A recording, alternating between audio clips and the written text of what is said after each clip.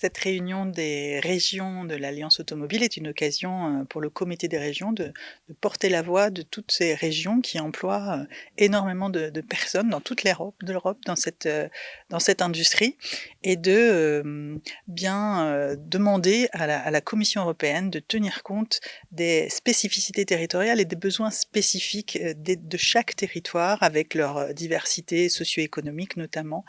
dans le plan d'action qui est prévu. Puisqu'un plan d'action,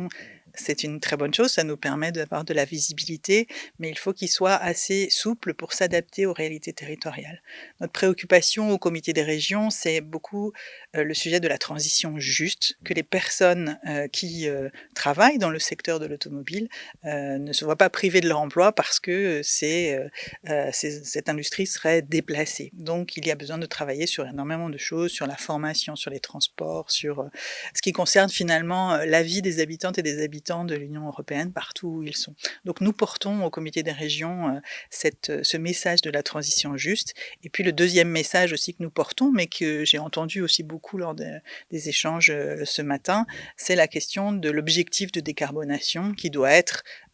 toujours bien présent, à l'esprit de tous puisque au comité des régions, nous voyons aussi, des territoires qui sont directement impactés, fortement par le dérèglement climatique et qui ont bien conscience que nous devons agir,